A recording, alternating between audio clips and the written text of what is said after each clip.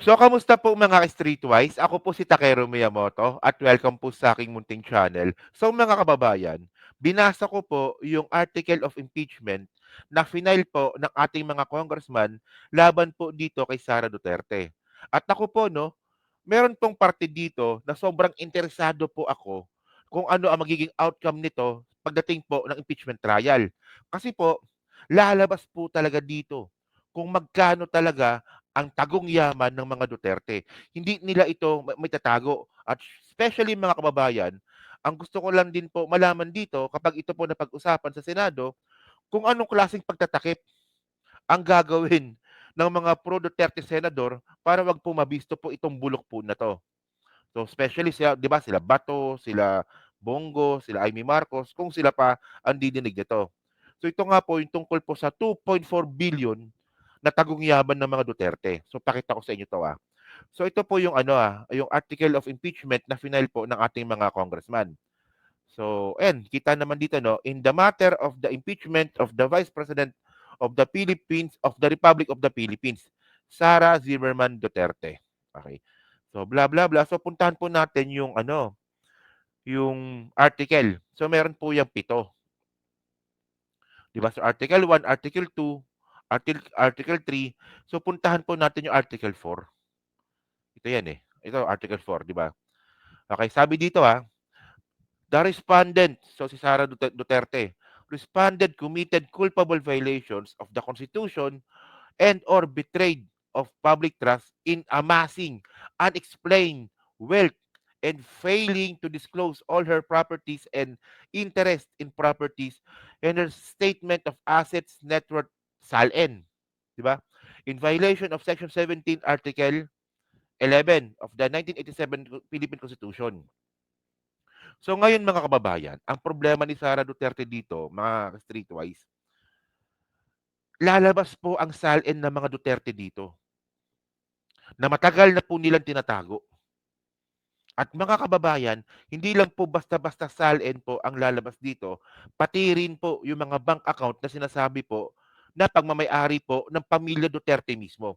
So ito basahin natin yung parte ng ng article of impeachment, no. So sa number 62, isipin nyo talagang pinagtiyagaan ko 'tong basahin 'no. So sabi dito prior to her assumption in office of the Vice President, responded Duterte served as mayor of Davao City from June 30, 2007 to June 30, 2010, 'no. So matagal na pala siyang politiko, 'di ba? So ang point ko dito 'no, si Sara Duterte po kasi nakapasa po sa bar 2006. So after a year, naging vice mayor po siya. So, ibig sabihin nun, wala po siyang ibang trabaho kundi politiko. Okay, sige. Kasi importante po yan kasi kasama po yan. So, continue natin. Sabi dito. Oh, okay. June 30, 2010 to June 30, 2013 and later from June 30, 2016 to June 30, 2022. So, ito yung pagiging mayor niya. So, sabi dito while the corresponding salaries of these public offices amount only an estimated annual income of 2,040,000 pesos. So, ang sweldo lang pala ng isang mayor at isang vice mayor pala, no, at least 2 million. Yun nga lang ang tanong dito, di ba? So, respondent Duterte's bank account throughout the said years reflect deposits and financial transaction cumulatively involving amounts that are grossly disproportionate to her legitimate income as vice mayor and mayor of Davao City. So ngayon mga kababayan, ang sinasabi dito ng ating mga congressman na nag-file po ng kaso kay Sara Duterte bilang isang mayor from 2007 hanggang naging vice presidente siya nung hanggang 2000 hindi mula mayor sorry mula mayor mula mayor mula 2007, 'di ba, hanggang 2022, ang sweldo lang po ng isang mayor ay 2 million. Pero ang sabi po dito sa ah, article of impeachment sa number 64, sabi dito, among others, it has been discovered that the amount of more than billion pesos, 'di ba, transacted from 2006 to 2015 across several joint accounts maintained by respondent Duterte and her father, former President Rodrigo Duterte, with the Bank of the Philippine Islands and Banco de Oro Unibank. So mga kababayan, ang point dito, ito paano, paano nagkaroon ng 2.4 billion pesos sa bank account si Sara Duterte kung ang sweldo niya lang po ay 2 million per year. So napaka-imposible nun, 'di ba? Ang problema mga kababayan, ang problema dito, meron po tayong jurisprudence diyan. Ito nakalagay ito dito, Saan na ba 'yun? May jurisprudence tayo dito, yung kay Corona. Teka lang. Andito 'yan, nakalagay din dito 'yan, wait. Ito sa number 65. Okay. So sabi dito, this hidden wealth in the amount of 2 billion pesos for eclipse the estimated of 183 million pesos discovered in peso in dollar deposit of the impeached Chief Justice Renato Corona and cannot in any way came from legitimate sources. Diba? Evidently, it is impossible to amass amount remitted to respondent Duterte account based on their legitimate income as public official. Okay. So ang point dito mga kababayan, nakalagay naman dito, 'di ba? Na malabo po talaga na makakuha po ng 2 billion pesos si Sara Duterte sa sweldo pong 2 million. At mga kababayan, baka sabihin ninyo na hindi naman lulusot ito sa impeachment. Tandaan po natin, no, na si Corona po, no, si Renato Corona. O tama, 'di ba yung napa-impeach na Chief Justice? Oh, na-impeach po 'yun, the same case dito po kay Sara Duterte because of the SALN. Ang problema dito mga kababayan, mabigat po ito. Kasi base po dito po sa mga article of impeachment nga po na binigay nga po ng mga congressman, hahalongkatin po pati po mga bank accounts. So may copy po dito, no. So ito. May copy dito. Ito. Oh.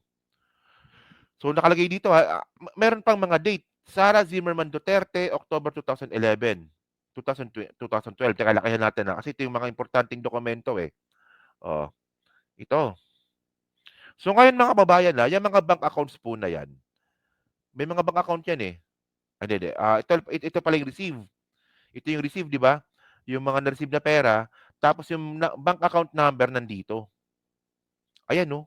Account number. Nakikita nyo ba? Teka lang, medyo malabo lang. Yan, at least you get the point, no? So, yung number 1, 2433306. Diba? Yan, blah, blah, whatsoever. So, ito po, nakapangalan po kay Sara Duterte tsaka kay Digong. Sara Duterte, Digong. Alam nyo ang problema dito mga kababayan? Habang nagpapasok po ng pera dito po sa mga bank accounts po na to, na umabot na nga po ng 2.4 billion. Ang problema po ni Digong dito, sinama niya, 'di ba, sa pangalan ng bank account si Sara Duterte. So, ibig sabihin, si Sara po may-ari nito. Oh. So ngayon hindi po kasi mabuksan ito. Yang mga bank account po na 'yan, hindi po ito mabuksan ngayon. Kasi po meron po tayong bank secrecy law. So ginawa po itong bank secrecy law po na 'to, matagal na 'to. Matagal na. 1950s pa ata ito, no? Itong bank secrecy law po na 'to kasi nga po dito po ini-encourage po yung mga tao para po makapag-deposit ng pera na meron pong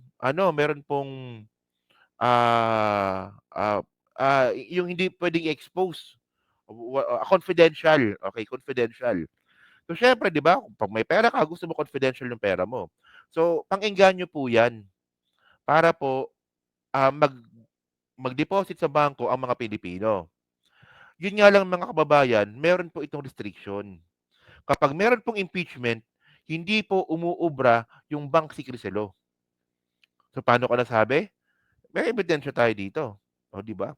Ganyan po mag-content mga kababayan. Hindi po tulad ng mga bobong mga DDS basta lang makapagsalita. O di ba? So makita nyo to dito So ilang bank accounts ito? Ang dami nito, no? Wait lang. So ilang page to? 1, 2, 3, 4, 4 na page ito. At umaabot po ito, teka, kita nyo ba? Kita nyo pala. So, in total mga babayan, 2.4 billion pesos po ang pumasok po na pera sa mga bank accounts po na 'to, okey. So ngayon ang sinasabi ko nga dito, sa ngayon kayang itago ng mga Duterte 'to because of the Bank Secrecy Law. Pero pagdating po sa impeachment nakalagay ito dito, basahin ko na lang, para mas maganda. So Republic Act number 1405, an act prohibiting disclosure of or inquiry into deposit with any banking institution and providing penalty therefore. So nasa section 2 po ito. Ito medyo mahaba lang 'to pero babasahin ko ng maayos sana. So sabi dito, all deposits of whatever nature with banks or banking institution in the Philippines, including investments and bonds issued by the government of the Philippines, its political subdivisions, and its instrumentalities are hereby considered as of an absolutely confidential nature and may be not be examined. So, sa ngayon, dahil wala pang impeachment, lusot ang mga Duterte dito. Hindi nila pwedeng ilabas ito kasi nga po, sakop po sila ng Section 2 ng Bank Secrecy Law. Yun nga lang, may kasunod po ito.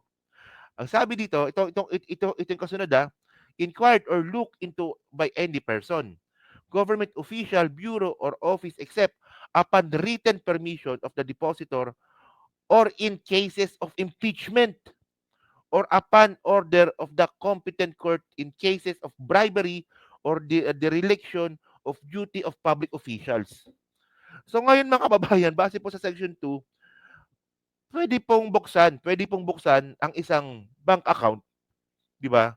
Sa pamamagitan po ng unang-una, yung written permission ng may-ari po ng account. So malabo mangyari 'yon kasi nga po tinatago ng mga Duterte 'yan. So bukod do'n, or in case of impeachment. Ayan, oh, lakihan natin. Ayan, putang ina ka. O yan, oh, linaw. Or in case of impeachment. So mga kababayan, ito yung point ko, eh. Kapag natuloy po yung impeachment trial, sigurado po ako na itong mga bank accounts po na 'to, na sangkatutak na 'to, na lumalabas na sinasabing allegedly na pagmamay-ari po ng mga Duterte, 'di ba? Lahat po 'yan bubuksan kasi po merong impeachment trial. At ngayon ang point ko dito, paano ipagtatanggol ni Sara Duterte, mahuhubaran po yang mga bank account po na 'yan. Kung sino nag-deposit, kung magkano pa yung mga perang pumasok, at kung magkano pa yung naiwan, at kung saan galing yung pera. Kasi magkakaroon po kasi ng money trail 'yan. So ang point ko dito mga kababayan, kung sakali man 'no, kasi tinatanggi ni Sara 'to, eh. Sabi ni Sara wala daw po siyang alam diyan, eh. Oh, pero mga kababayan, kung napatunayan po at merong ebidensya na si Sara Duterte po at si Digong po ang may-ari po ng mga bank accounts po na 'yan, ang pinakamalaking tanong dito, paano ngayon ipagtatanggol ng mga senador si Sara Duterte sa impeachment? 2.4 billion mga kababayan. 50 million lang po pasok na po sa plunder. Oh, ito paano 'to? 2.4 million dito. Hindi man lang nila mapatunayan buo 'yan, yang 2.4 million na 'yan. Meron lang 50 million po na makalusot diyan, wala na, impeach na dapat. So ngayon ang point ko dito mga kababayan, nakabantay po ang taong bayan dito. Kung sakali man po na magloko itong mga senador po na 'to, na kahit po na lumabas na po itong mga bank accounts po na 'to at napatunayan na kay Duterte talaga itong mga bank accounts po na 'to, at ipagtatanggol pa rin po siya ng mga senador, anong gagawin natin? Hawak ba natin yung mga utak ng mga ng mga senador po na 'yan? Oh, anong gagawin natin? Pahitman na lang natin. Parang mga Duterte 'no, pahitman na lang. 'Di, joke lang. 'Di, gawin natin, mag-people power tayo, 'di ba? People power natin 'to. Ayun so sana mga kababayan na-explain ko po ng maayos itong Article of Impeachment Section 4, 'di ba? Article Impeachment number 4, Article 4. Okay. Kasi po, para sa akin isa po ito sa mga interesting po na pag-uusapan sa impeachment trial kung matutuloy, ha? Kasi tandaan niyo, yung Article 1 tungkol sa grave threat. Tapos Article 2, nakalimutan ko na. Yung Article 4, ito nga po yung tungkol nga po dito sa SALN at saka sa mga bank accounts. Nakalagay sa ano, nakalagay sa dokumento gano'n, eh. Oh, so kayo po mga ka-streetwise 'no, so kayo po ba, naniniwala po ba kayo na itong mga bank accounts po na 'to ay pagmamay-ari po ng mga Duterte? At kung sakali man po na, ah, mapatunayan po natin na ang mga Duterte po ang may-ari niyan at galing po ito sa ilegal. Kasi malabong maging legal yang mga pera na 'yan. 2.4 billion, sweldo mo lang 2 million kada taon, paano mo nakuha yung 2.4 billion? 'Di ba sa impeachment lumulusot po yung ganyang klaseng mga tanong kasi hindi naman po ano 'yan, hindi naman po korte 'yan. Hindi naman po ito judiciary court, impeachment court po ito. Kaya lulusot po ito talaga. Oh. So, kung sakali man na mapatunayan nga po natin na ang mga Duterte po may-ari po ng mga bank accounts po na 'yan at nagloko ang mga senador, 'di ba? Na ipipilit pa rin po nila na hindi puwedeng impeach si Sara Duterte, especially nga po itong mga DDS senator po na 'to na sila Bato, sila Robin, sila Bongo. So, paki-comment lang po sa baba kung ano po ang dapat gawin natin, kung gagawin man nila 'yon. 'Yun na, so thank you mga kababayan 'no. So, siyempre diyan din po sa Team Replay, pa-like, pa-subscribe at kung di naman kalabisan, pa-share na rin po ng video po na 'to. So, hanggang sa muli po, kita na lang ulit tayo sa susunod nating content. So, thank you, salamat and babush!